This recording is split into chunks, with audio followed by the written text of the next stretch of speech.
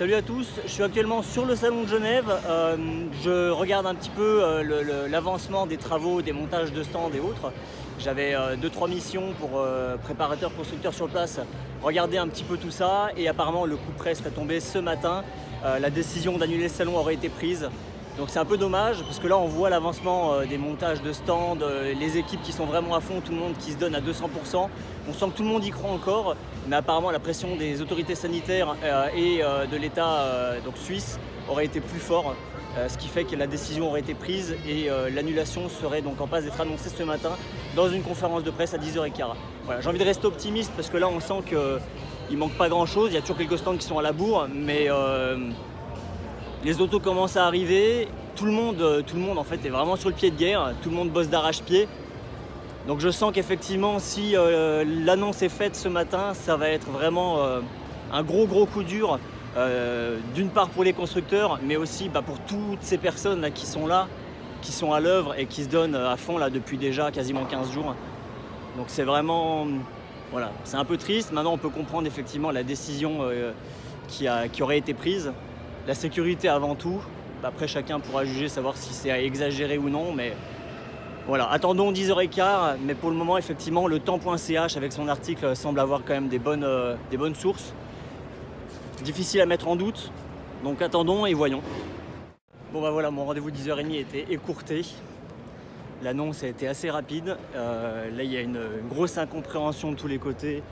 Les gens se concertent, ils sont tous au téléphone, ils essaient de comprendre du coup ce qui se passe. J'ai l'impression qu'ils ont un peu du mal à croire que c'est annulé.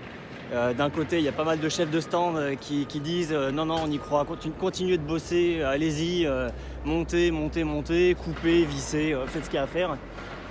Et d'un autre côté, il y a les autres qui sont arrêtés. Voilà, ça pousse les caisses à outils, ça range tout. Voilà. Vous voyez, ça remballe les valises.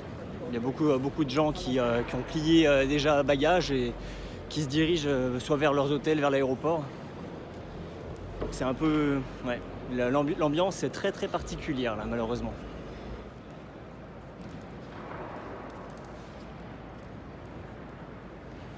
Chez Honda, on met quand même des autos en place.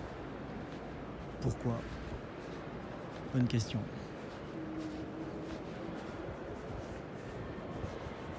Il y a un côté un peu triste quand même dans cette situation, même si on peut comprendre que c'est une question de sécurité, exagérée ou pas. Mais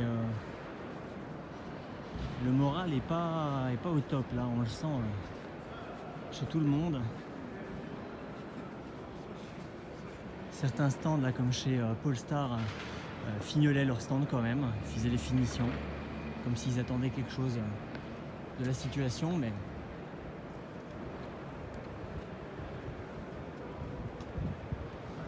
il se raconte que chez Mercedes on aimerait quand même faire un coup de com'. Voilà, chez Bentley ils étaient en train de fignoler aussi un petit peu le stand, on verra bien, je sais pas. En tout cas pour ma part je pense que là je vais prendre la route du retour, faire une croix sur cette édition 2020 avec beaucoup de regrets. J'aurais aimé vous faire plus de vidéos que celle-ci. Mais voilà, je me dirige vers la sortie. C'est un peu triste. Mais c'est comme ça, voilà. À l'année prochaine pour le prochain salon, en espérant qu'il ait bien lieu. Et merci à tous, en tout cas, de continuer de suivre Cell Racing. Ciao les amis.